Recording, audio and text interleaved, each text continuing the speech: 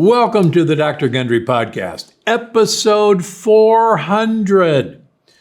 So to celebrate, we're doing something very fun. Over the years, we've been fortunate enough to sit down with some of the greatest minds in the study of longevity. And we ask them all the same question.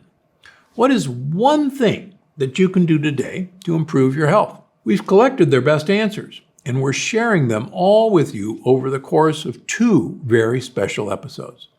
Make sure you're subscribed to our channel so that you can hear from all of our incredible guests. Details are in the description.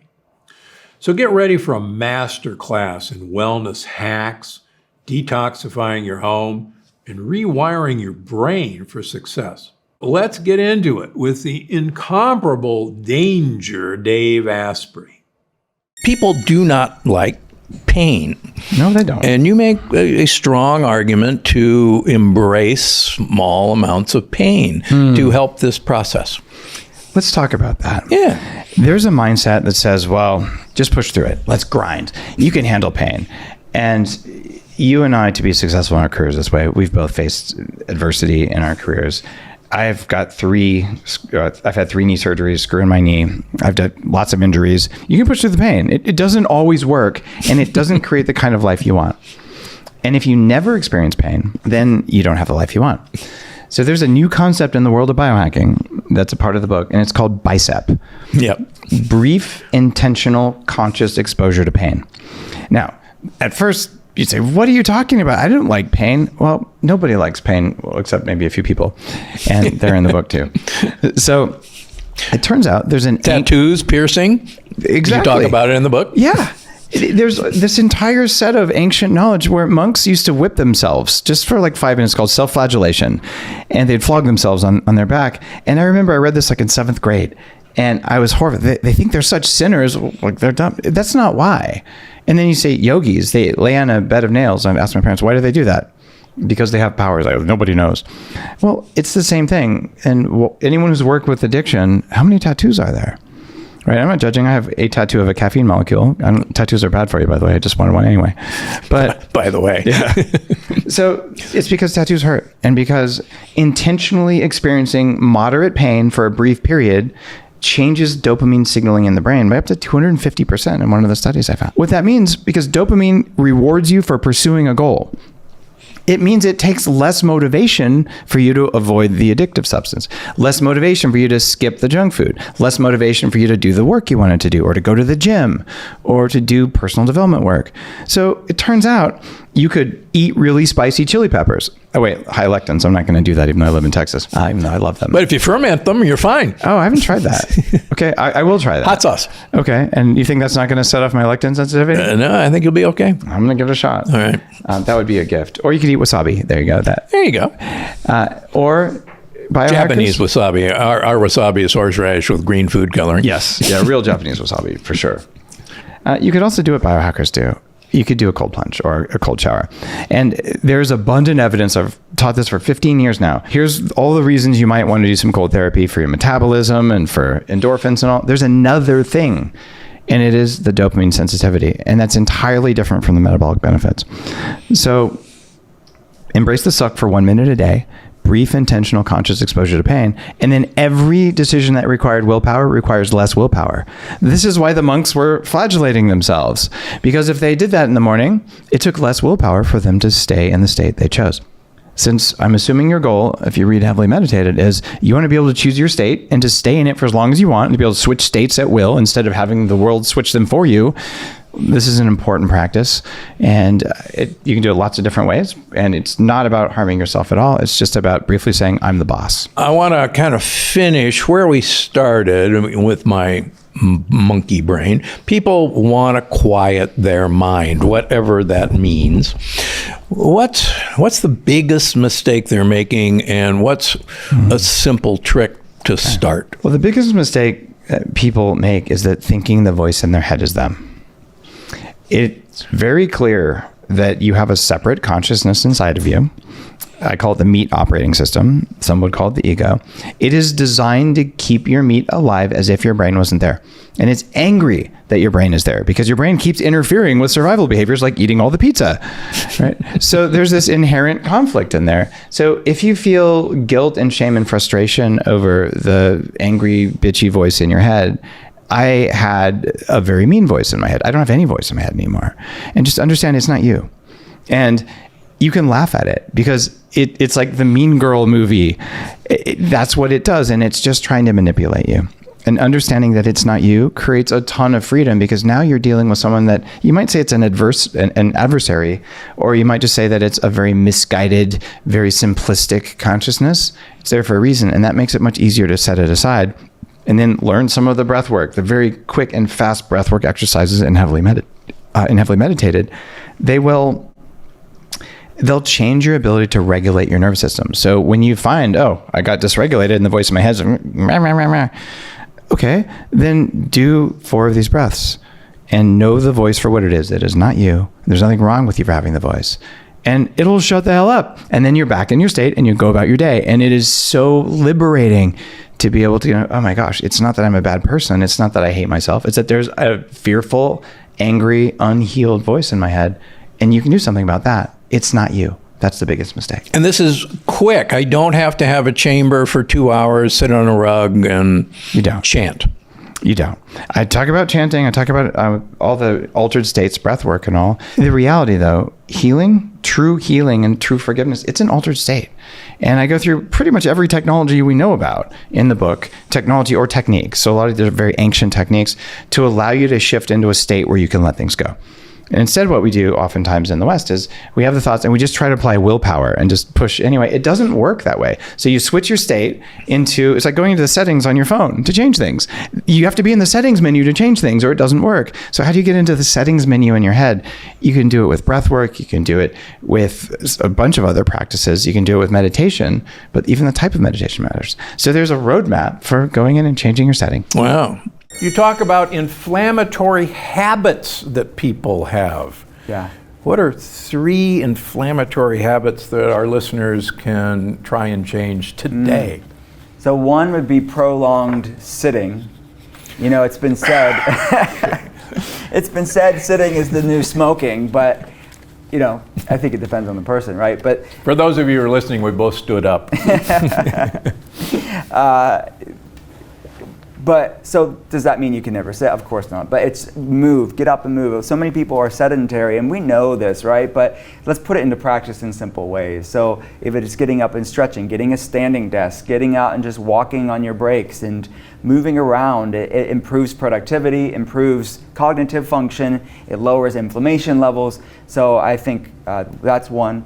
I would say having a healthy, balanced relationship with technology would be number 2. And that's going to be, what does that mean? That means setting boundaries, like maybe using those apps on our smartphones that shows you screen time or locks you out, and don't go back, don't try to override the app to allow you back in. Hold that thought because I want to check this. I'm picking up my phone for those listening. Yeah, so both from a blue light standpoint and a visual stimulation standpoint and the FOMO-inducing content on social media of this sort of I'm not enough, comparison, this sort of stress, anxiety response that people are having. I mean, a lot of the times in the day, people check their phones. The research is staggering how much we check our phones. So that's going to be, and then we give practical ways to solve that. I mean, there's many ways to solve it, but just to have some checks and balances with technology. And 3, I would say look at the products you're using in your home. Look at the products you're using on your skin. Our skin is our largest organ, and it absorbs a lot of what we put onto it. So resources like the Environmental Working Group or the EWG with their Skin Deep initiatives and other initiatives to educate yourself on these things that are largely unregulated. We don't have a lot of protection as far as consumers are concerned, and there's a really lack of education as far as consumers are concerned because they're just going and getting the shiny bottle that has good branding. But let's actually find out what's on the label and what's in it.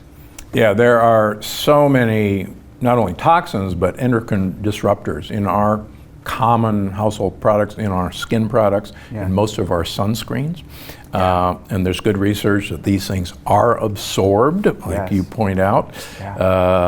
We just don't know. The average consumer, be wary. Americans don't eat enough fruits and vegetables. And everybody knows that. The Center for Disease Control knows that. I was recently assailed on a podcast. How dare I tell people not to have a smoothie? Really? Oh, yeah. Because what a wonderful way to get your fruits in. Well, the problem is, there's a couple things about fruit. First of all, people identify some fruit with something being natural. They're like, fruit is natural, so it's good for you. The fruit that we eat today is not natural. Oh, thank you for saying that. Yeah, so the oranges we find today, the bananas, the strawberries, they are completely different from the ancestral pieces of fruit we might find in the past. So, for example, if you look at an ancestral banana, it's very small, it's full of seeds, it's tart, it's not sweet.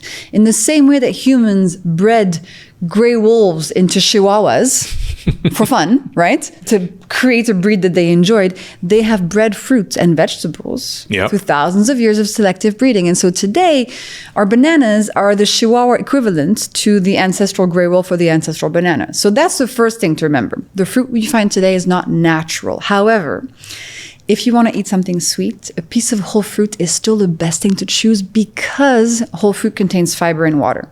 So yes, there's fructose in there. Yes, there's glucose in there. But the fiber is going to slow down the impact of that on your blood. Now, the problem arises when you denature that piece of fruit. Bingo. Right? You smoothie it, you pulverize the fiber particles, you juice it, you remove the fiber entirely, you dry it, you remove the water, etc., etc. Then you're just concentrating the sugar molecules. And it doesn't matter if those sugar molecules came from an orange and are in an orange juice, or if they came from a beetroot and are in a can of Coca-Cola. To your body, it's the same molecules. So we have to be super careful and keep repeating this message. You hear that, folks? You're right. One of my favorite expressions is eat whole foods, but eat them whole. There's no smoothie machines in the San Diego Zoo. There's no juicers they eat things whole. But you're right, our fruit, it doesn't even resemble anything it's anymore. A human invention. Yeah. It's a creation. Yeah. And actually, oranges didn't even exist in nature. They have been just made up. It's amazing. Yeah, I used to live in a community nearby here, Redlands, California, next to Loma Linda. And Redlands invented the navel orange. Yeah. And it was a cross. And I thought they were invented in China, oranges, maybe a different breed. Yeah, a different breed. Oh, the navel orange are fascinating. It was invented in Redlands, California. Fascinating. There you go. And you're right. It was an invention. It was hybridized for sugar content. Exactly. And now we have Cara oranges, which are just pure sugar. Yeah. And of course, we were designed to seek out sweet taste. The dopamine. 60% of our taste buds are sweet receptors. Yeah. And people often confuse, that feeling when you get when you eat something sweet, sort of rush, it can be confused for energy. You might think that's energy. It's not energy, it's dopamine, right? It's the pleasure molecule. And that's also quite difficult to understand. When you eat sweet foods in the morning, you're not getting energy. You're getting dopamine, but your mitochondria are suffering within. All right. Now, another thing that you talk about, which is very important, is when we eat sugar or even glucose or even protein, we squirt out a hormone called insulin. Yeah. Let's talk about insulin, and let's talk about insulin resistance. Why is that kind of the 1-2 punch of this? Well, first of all, insulin tends to get a bad rep, but it's actually vital, right? People who don't have the ability to produce it, if they don't inject it, they will die. So when your body experiences a glucose spike, there are a few processes that take place that are not very good for you. So mitochondrial damage, glycation, inflammation, etc. So your body knows that if there's a big glucose spike happening, it should try to get that glucose level down. And so what it does is that your brain calls your pancreas and is like, yo, we got a big glucose spike. Can you grab this extra glucose and store it away? And so your pancreas sends out insulin. Fantastic hormone. And insulin grabs extra glucose and stores it away in your liver, in your muscles, and your fat cells. Okay? And that's fantastic because it gets that glucose level down. Now, the problem is that over time, as your body produces more and more insulin to deal with more and more glucose spikes, you become resistant to it. It's a little bit like the first time you drink a cup of coffee in your life, you are awake for 48 hours. That stuff is strong. You're like, whoa. And then 3 months later, all of a sudden you're drinking 10 coffees a day just to stay awake because you've become habituated to it. Your body has become resistant to the caffeine. In the same way, you can become resistant to the insulin, right? And that's a problem because when insulin levels rise too much and you're too insulin resistant, it can no longer do its job of grabbing the extra glucose and storing it away. So then your glucose levels start to rise dangerously. And that's what's called type 2 diabetes or prediabetes. But actually, it's a spectrum, right? It's insulin resistance spectrum from normal, metabolically healthy, to all the way to type 2 diabetes. And that's really something we want to try to reverse, insulin resistance. All right, so what are the hacks to do that? In my second book in the method here, I focus on 4 most important ones. So the first one is a savory breakfast. We've covered it. The second one might sound a little bit strange. It's vinegar. So a tablespoon of vinegar in a big glass of water before one of your meals a day. Do you know what molecule is in vinegar that has this effect on glucose levels or no? Well, I'm a big fan of vinegars and I love acetic acid. Exactly. And so acetic acid slows down the breakdown of starches in your stomach. And as a result, when you have this vinegar drink before a meal, it can cut the glucose spike of the meal by up to 30%. So week 2 of the method, I introduce vinegar into your days once a day. Week 3, the hack is called the veggie starter hack. That means once a day before a meal, begin the meal with a plate of vegetables. Why? Because vegetables contain fiber. And when we have fiber at the beginning of a meal, it's going to slow down gastric emptying. And so just slow down the speed at which any glucose molecules will arrive into your bloodstream. And then final hack of the glucose goddess method is after one of your meals a day, use your muscles for 10 minutes. So you know how I explained that your muscles are a place where insulin stores extra glucose? Well, your muscles, as they contract, they need energy, and the first place they look is in your bloodstream. They look for glucose molecules. And so we can use this to our advantage. If you go for a 10-minute walk, if you dance in your living room, if you even do just some simple calf raises, whatever movement and muscle contraction you can do is going to soak up some of the excess glucose from your meal. So savory breakfast, vinegar, veggie starter, movement. And after 4 weeks of that, you're already on a much better glucose situation. Are we overpacing ourselves in the United States? I mean, you live here as well. I think it's difficult because there's not such a deep food culture here. Therefore, it's very easy to get brainwashed by marketing messages and the food landscape we live in. So with this work and with these hacks, I'm hoping to bring to light some of these very easy cultural and somewhat European habits and to explain the science behind them so that everybody can apply them. All right. And you put this into practice. It's one thing to say, okay, here's what you do. You did an experiment with 2,700 participants. Yeah. Tell us about that. Well, all the hacks are based on clinical trials and studies that I haven't run, right? I was just looking at all the research and synthesizing it into these tips. Before the second book, I thought, wouldn't it be cool to run an experiment? Now, for all the scientists listening, no control group, no placebo, no randomization, right? It's just an experiment. But what I did is I recruited 2,700 people and I got them to do the 4-week method before the book came out, actually. And I got feedback on all of the recipes, etc. So here are the results. So during these 4 weeks, they just did the savory breakfast, vinegar, veggie starter, and movement. And the rest of the time, they did whatever they wanted. They ate, they drank, whatever they wanted, right? After the 4 weeks, 90% of people were less hungry. 89% of people reduced their cravings. 77% of people had more energy. 58% were sleeping better. 58% said their mental health had improved. 46% said their skin improved. And 41% of people with diabetes improved their diabetes numbers. Just by adding these 4 hacks in, not changing anything else. So if that's not encouraging, I don't know what is. All right. So we've heard about brain hacks, glucose tricks, and the toxic stuff hiding in your home.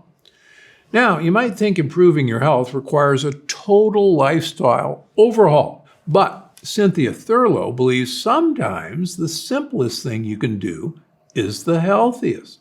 Let's talk about your program, because a lot of your book correctly states that most of us are insulin resistant, metabolically inflexible, and asking somebody, as I've written about, to suddenly, instead of eating breakfast at 7 or 8 o'clock in the morning, your first meal of the day is at noon, is like falling off a cliff, and most people can't do it because they cannot access their fat in their fat stores because of high insulin levels. And I like the fact that you've got this 40-day transformation. Tell us what you've learned, obviously, and what I've learned, that you gotta do this one step at a time. You don't want to jump into the deep end. No, I agree with you. I think it's not sustainable if we are in a position where we feel like we're in a lose-lose. Like, you're asking me not to eat as frequently, but now I'm going to feel like I'm starving. And so it's reminding people that it's baby steps. It's as simple as, the first week of my program really speaks to cleaning out your pantry, start, reducing the amount of processed carbohydrates that you're eating. If we know the average person is consuming 200 to 300 grams of carbs a day, lowering that can be terrifying, but understanding that we're looking to do a couple different metrics. We're looking to reduce our carbohydrates, not to too low of a level, because moving too quickly can be problematic. And then we're asking people to increase their protein. So we know protein can be very satiating. Protein is important, especially as we're getting older, because we actually have more protein requirements as we're aging, as opposed to when we're younger. And I find that if we start kind of making little changes, and by those little changes, it's like, let's be cognizant of how much carbohydrate we're consuming. So start tracking macros, start being conscientious about eating a little bit more protein with your meal. Maybe you're having 4 ounces of chicken, try 6. And I find that can be helpful. I think that's the first thing. The other piece of it that I think is very important is teaching people to stop snacking, because you have to rip off that Band-Aid. Once people understand they don't have a buffer in between meals, all of a sudden they're like, okay, if I'm not going to eat in between my meals, I need to eat enough for breakfast and enough for lunch and enough for dinner to be able to get successfully to that next meal. So I think the snacking piece is also very, very important. And then the next big step is going from dinner to breakfast. And for many people, they're convinced if they don't have a snack before bed, if they don't have dessert, if they don't have that glass of wine, that they're going to starve. And I remind them, even thin people have plenty of stored energy. We're not going to starve, but we're going to make sure you're going to have a nice piece of protein. You're going to have some non-starchy vegetables. You're going to add in some fat. You're going to be absolutely fine, because you're going to spend most of that time sleeping. So a lot of what I'm doing is coaching people. And I know even in your book, Mitocode, you increase the fasting amount by an hour, like each week, which I think is brilliant. So you're making it very sustainable.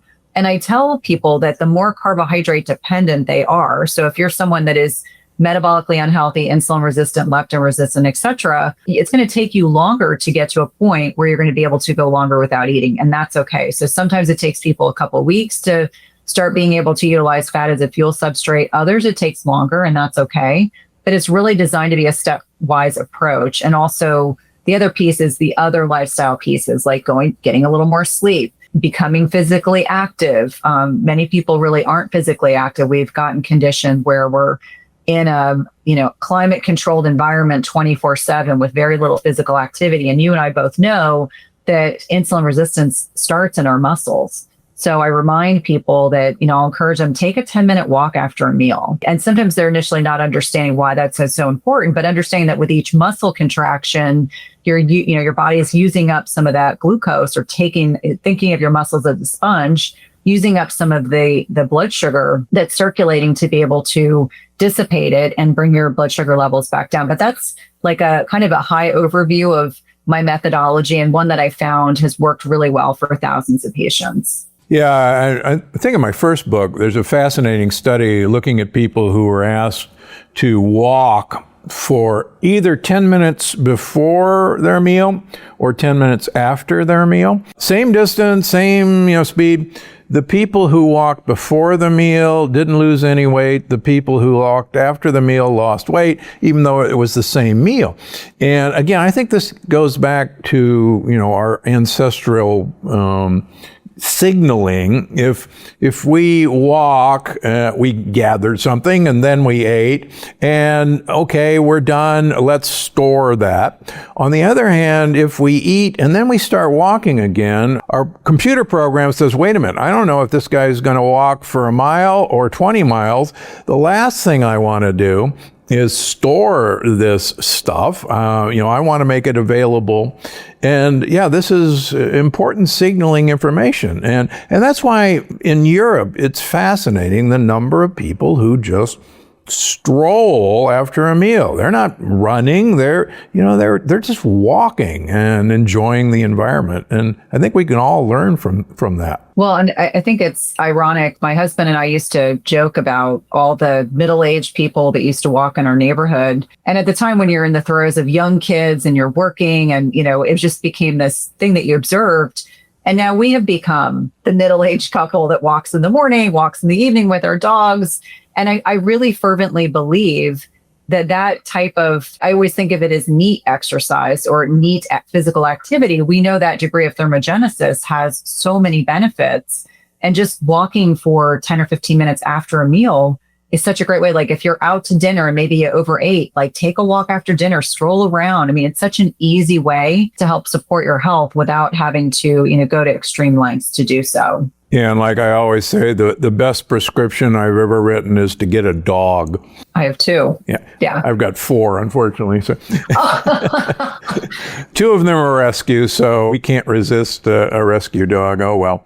But yeah, dogs make you, go out and walk at least twice a day, whether you want to or not. Even in the dead of winter, they don't care. No, they don't. I jokingly laugh about, I have dogs that walk several miles in the morning and several miles in the afternoon, and they're better behaved because of that. Same thing when I had, my boys were younger.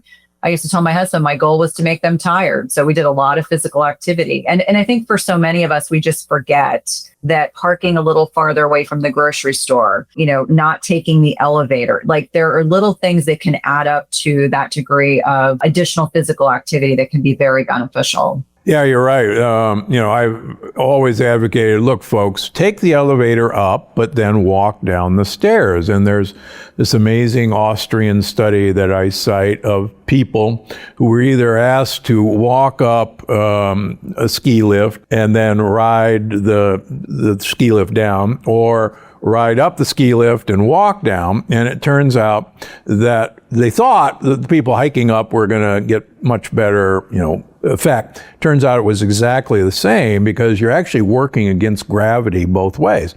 So that's okay. Take the elevator up and walk down. It's a good way to just get in some exercise that isn't too painful. Yeah, absolutely. And I think on a lot of levels, one thing that I think people find interesting is they'll go to a very intense class, boot camp, CrossFit, and then they'll sit all day at work. And I have to remind people, I don't care if you set a timer so that every hour you walk to the bathroom or you get some water, or maybe you do 2 laps in your office space. But if you go and do intense exercise and then sit for 10 or 12 hours a day, you have just undone all the benefit of what you were doing in the gym or at your local boot camp class. So just encouraging people to be physically active throughout their lifetime. And I'm sure both of us, I saw so many of my patients that were in their 70s, 80s, and 90s, and the ones that were thriving, I always wanted to know, what do you do that you think has moved the needle the farthest for you? And some of them talked about mindset, and some of them talked about remaining like on top of, electronics so they could still communicate with their younger family members.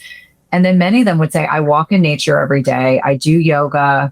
I do meditation. And so I very much reflect on how much my patients have taught me over the years and the things that have always stood out. And I'm like, I get it now. Like, I understand why they always encourage you, like, be active. Like, don't just sit in your house or sit at work and then, drive home and then be sedentary for the bulk of your day, because that has a huge negative impact on your health in general. It's all, doom and gloom. And we're sitting here saying, we need the nanny state to make all this not happen to us. Yeah. But that's not going to happen. Right. So what do our listeners do about all this? And you've got a lot of really good recommendations. So kind of have at it. Help us out here. Yeah. So the last fourth of the book is solutions, even a lot of DIY stuff, a lot of products that are doing a lot of great things. And I think of it like this. I think of, because there's a lot. So I think of go from in to out. So the most vulnerable is you open your mouth and you're drinking and you're eating. So what are you doing there, right? Yeah, don't eat the food that has been wrapped and everything. And of course, ultra processed food is barely food anymore, and it's chemicalized. So that's a no-brainer. And then, one of the first things I think everyone should run out and do, if they don't have their own natural spring that's tested, obviously that's the golden standard, filter your water. But filter is not just filter, right? I kind of think of water as like break it down, deconstruct it, because it's virtually all contaminated with something. Right. An RO system, reverse osmosis, or distillation, and then add some electrolytes back into it. That's the bare minimum. And you also save on plastics and buying all this other stuff. That is the thing. And we need to stay hydrated. So start there. Few $100, now you have your own water system. And then look at your food. Like obviously the less takeout, the less ultra processed. So start whole food. And if you can't afford organic or farmers market stuff, there's the Dirty Dozen, the conventional ones that are, that little sticker on the fruits and vegetables. If it has 9, if it's not labeled saying organic, you can look and say if it's 9, it's organic. If it's 4 or 3, then you're seeing that it's sprayed with chemicals and or could be a genetically modified fruit. So if you can't afford it, you need to wash. Think of it in terms of common sense. An apple, romaine lettuce, celery, nectarines, things that you're gonna be eating directly. You're not peeling like a banana or something. So those you wanna wash, right? I use baking soda and hydrogen peroxide, let it soak. You can use oxygen bubblers to clean all of that stuff. So clean your food if you can't, and also organic too. You just clean your food. So that's where I would start. And then as you kind of expand from there, what are your daily habits that you're doing? What are you washing your body with? What are you slathering on your skin? And women, unfortunately, the beauty products are riddled. Some of the worst. Yeah, riddled with this stuff. And you're doing it constantly. That mascara that doesn't wipe off, PFAS again. That lipstick that doesn't wipe off, PFAS again. That concealer, PFAS again. So it's like you're chemicalizing all this stuff. And then obviously that's not good for your skin either, right? And we're trying to, Well, it's the old story of the lip balms and lip moisturizers. Exactly. They actually dry it out. Exactly. And so you have to put more on, and you Exactly. literally become addicted to the product you originally started to moisturize your lips with. You interrupt that sebum, that natural lubrication that the skin has, and you interrupt that whole process.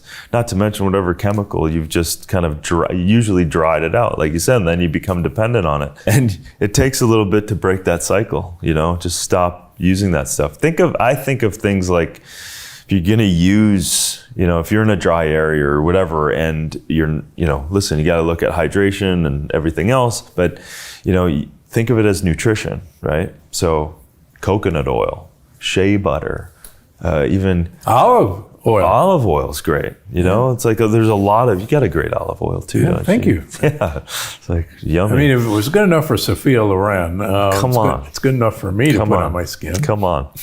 And you feel it. You feel it. You feel the difference. You feel it's natural. Like everyone likes to smell good too. So essential oils, man. There's a infinite better result. Like, again, like this whole thing is set up, from my perspective, divorcing nature. If we go just like that, oh my God, I bought into the idea I need a moisturizer on my lips. Now you just came in there and shut yourself off or disrupted the natural rhythm of your little microsystem of your lips. All of this stuff, if you divorce yourself from all of those things and chemicalize yourself, especially from a personal care standpoint, then you're a victim to that now side effect. But if you look at this stuff of like, oh, what can I literally get a benefit of from a moisturizer standpoint, but also as a nutritional side, then it becomes a whole other thing, right? Lavender, incredible healing agent, as well as smelling good. So yeah, you can still smell good, but also it's also parasympathetically dominant for your body. So it helps to pull you down into calm you down. And so it's going back to that common sense. And I think ultimately through the book, I just want to wake people up to, we're all into patterns. We're all into habits, and we're just ingrained in them. And it takes a little bit to go, oh, I had no idea that convenient little slippery dental floss, I didn't realize it had chemicals of PFAS in it connected to kidney cancer. Well, I certainly don't want to use it now. But it's convenient, right? Yeah. And until you disrupt that. So this book can be startling, right? It can be overwhelming. Yeah. But the point is just making one step at a time. What if I told you that one of the most powerful things you can do for your health has nothing to do with food, supplements, or exercise? What if the answer is kindness? Science journalist Marta Zaraska has the research, and the numbers are staggering.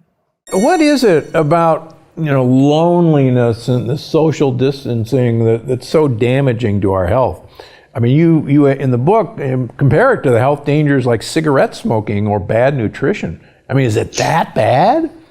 It's that bad. I mean, we evolved as social apes. Think about exactly our closest cousin chimpanzees, even though they are not so domesticated, they're still the closest we have. And just like they are, we are very social, right? We evolved to live in a tribe. And when we are outside of the tribe, all these negative processes start cascading down in our bodies, starting with the fight or flight response, right? So this kind of stress response.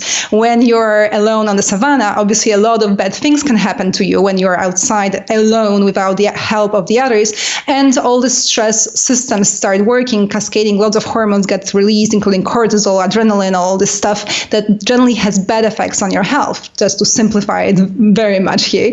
And as you've said, loneliness is so bad for us that when, for example, scientists put all these numbers together, they show that a complex measure of social integration. So, for example, how many friends you have, whether you know your neighbors, whether you're involved in your community, whether you have a romantic partner, all this taken together can lower your mortality risk by about 65%. Whereas cigarettes, it's only about, by cigarettes, I mean stopping smoking if you're a very heavy smoker.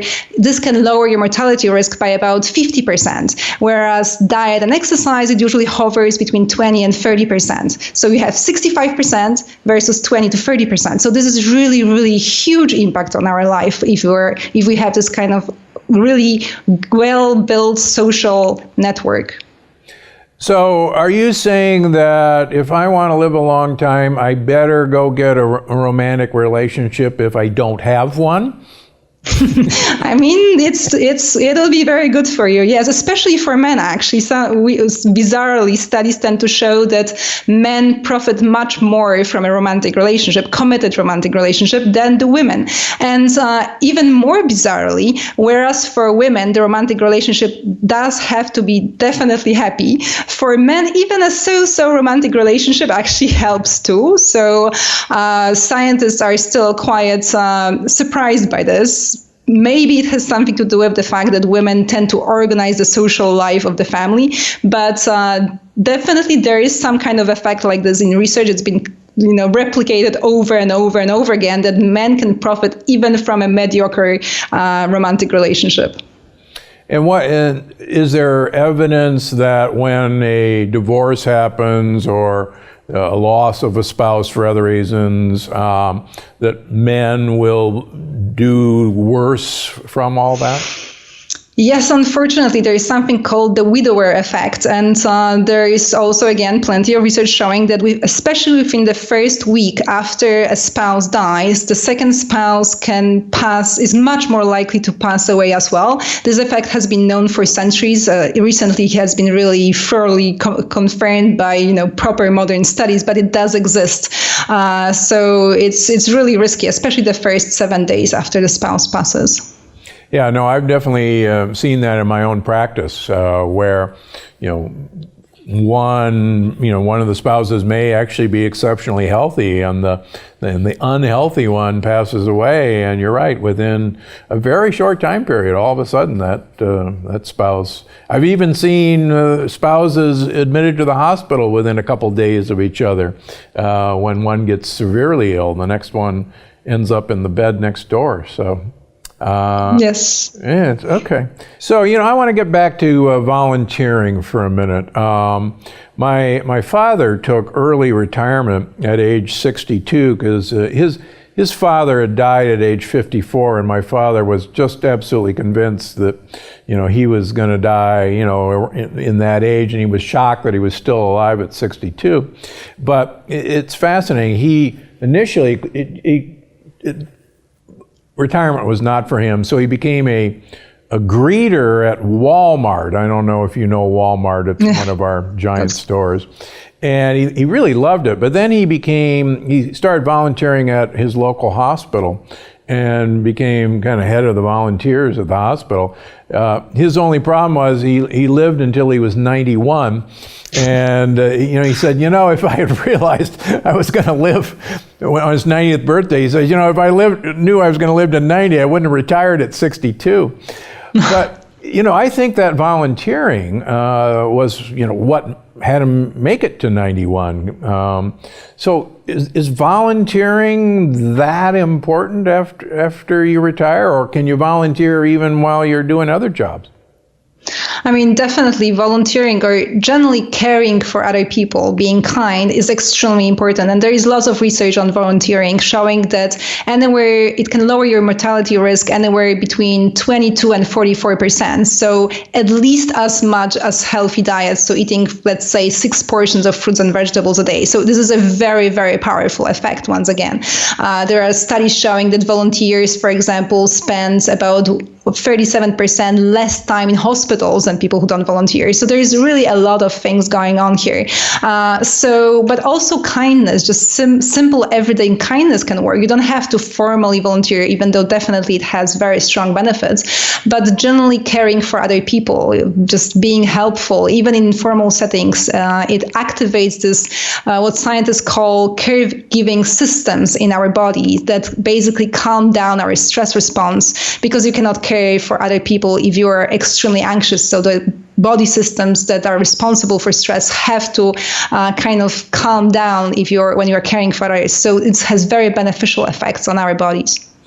Oftentimes when I bring this up with my patients, they say, well, I don't have a clue in how I go about volunteering for something. Did you ever run into that in your research? It's like, how do you volunteer? That's an interesting question. But I said again, it can be formal volunteering, but it can also be just being kind in everyday life. There is also research showing that just so-called random acts of kindness, right? So opening doors for other people, letting others ahead in traffic, making coffee for your spouse, or buying cookies for other people at work. Such things also activate this caregiving system, just basically thinking about others, and can really lower your levels of stress hormones in your body. I actually, when I was writing Growing Young, I did some fascinating experiments. Experiments because it was just sample of one, so not that scientific, but I did it in collaboration with scientists from King's College London, who who actually checked my cortisol levels 3 times a day when I was engaging in acts of kindness on Sundays, and on other days I was just living my life as usual. And what they discovered is that on the days when I was doing plentiful kindness. So I would basically wake up in the morning and think, okay, how can I be nice today? And it was actually lots of fun actually doing that. So I would do these very small things, but just, maybe buy a sandwich for a homeless person, or just pick up some trash on a street where I live. Just very small things. But on those days, my cortisol levels were much healthier than on all the other days, even though completely independent of how actually stressful these days were for me. So it was very fascinating for me to see it on myself, even though there is lots of proper research on big samples showing exactly the same thing, that when you do kind things, when you help others, it calms down your stress response, you get better cortisol, healthier cortisol response as an effect. So now wait a minute. Suppose you wake up tomorrow and it's the day you're supposed to be kind, and you go, I don't want to be kind today. This is not a good day to be kind. And then you had to be kind. So would it drop your stress levels, or did it make you stress that you had to be kind? I mean, maybe for some people, I actually experienced it as it was very pleasurable, just even planning the kindness. I thoroughly enjoyed it. I don't know about you, but I'm holding a few more doors open tomorrow. Now, speaking of things that are free and powerful, you do this 20,000 times a day without thinking about it. But what if you're doing it wrong? James Nestor has the answer. Give our listeners one exercise, one trick that they can do at home starting today, right after they turn off the podcast. Yeah, Tumo's a little intense. You want to acclimate yourself with some milder versions. Breathe through the nose. Try some slow breathing first. So one method, this seems so deceptively simple, people are going to say, there's no way this can work, but just try it. It's to inhale to a count of about 6. So inhale calmly, 2, 3, 4, 5, 6, and exhale to a count of about 6.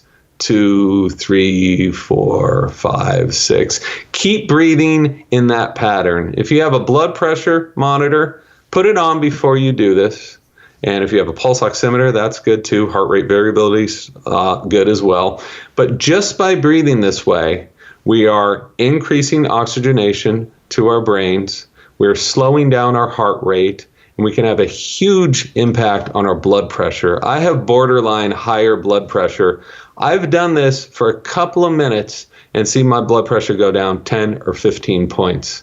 If you imagine, that's what happens to the body after a couple of minutes of focused, proper breathing. What can happen after a couple of days? What can happen after a couple of weeks or months? Well, we're seeing these people are able to take control of their health in some miraculous ways.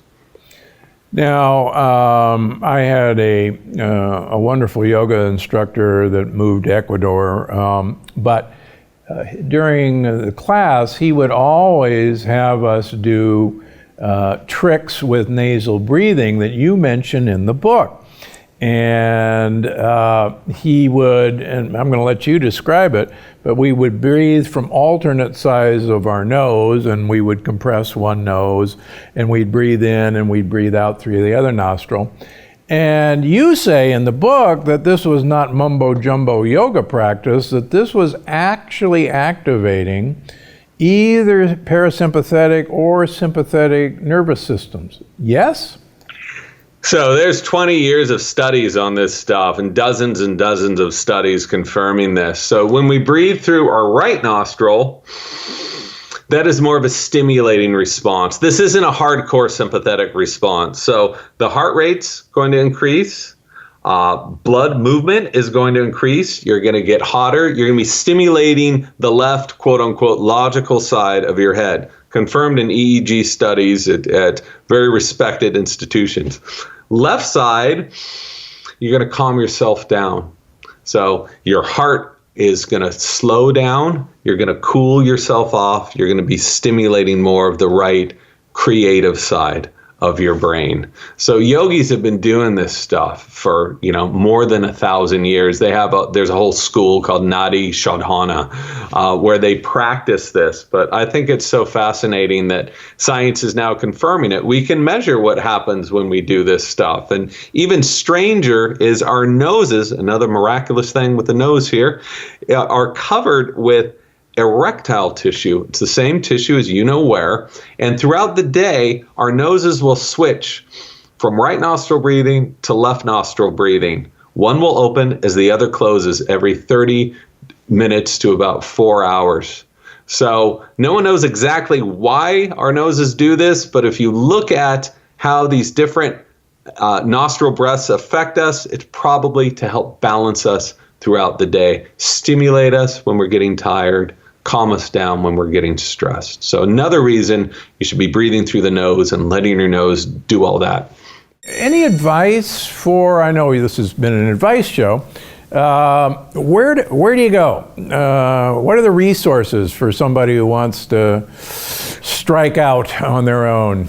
It's all about adding value to people, and I know you do this on your show as much as you can with all the different topics you cover. And I think if people truly organize their thoughts and their life better, they will have a better life. So what do I mean by that? When this stuff started happening, over a month ago, I remember just saying, okay, how can I take inventory of my life? And if you're listening or watching this right now, you can literally get out a piece of paper and a pen. I have this journal. I have tons of notes from you when I had you on in here. And I literally just will take inventory on the categories of my life that I'm struggling with. And so you can put my health as a top category. Am I happy with my health? Am I setting myself up to have more energy, more clarity, more focus? Do I feel good? It's not about having the perfect physique, but is the body giving you the energy you need to be passionate, to be clear, to not react to people all the time, but respond in a more peaceful way? And if it's not, then okay, let me take inventory on what's off. Let me take inventory on my finances. Have I looked at my banking account lately? Do I know where my money is going? Do I know when it's coming in? Take inventory. What about my physical space? I cleaned out my closet in the first week after all this happened. I was like, man, I'm just holding on to a lot of junk that I don't need. So let me clear this out and organize and take inventory. My relationships, what do I need to organize and take inventory? So all these areas of your life, I would write down and start to organize. Am I happy with these categories of my life? Do I have too much baggage that I need to let go of in these areas? If so, what are those action steps? And when you start to organize and have an awareness of all the inventory, it gives you peace of mind. When you don't know where things are, it makes you feel stressed out. When you don't know how your body works, you're going to be unclear. It's going to stress you out. When you don't know where your money is, it's going to stress you out. When you don't know all these things, it's going to stress you out. So focus on inventory.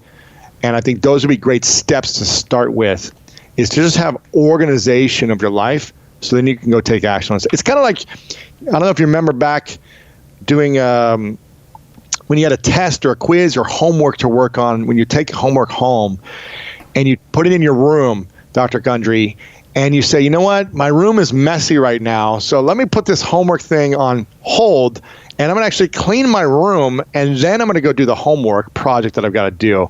It's like, it's hard to be productive on something we need to get done when we have a messy room. And so you've got to declutter your life so that you can have a clear mind to take action on your homework or the project you're working on. You and my mother. Come on. Did you right? Did you talk to her or what? And you got to make your bed. If you make your bed every morning, it's something I started doing about 7 years ago. And I wish I would have listened to my mom earlier.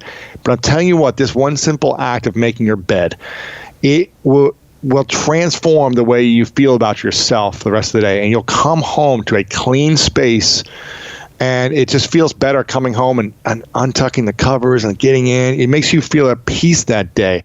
Now we're only halfway done. In part 2, Jim Kwik is going to supercharge your memory.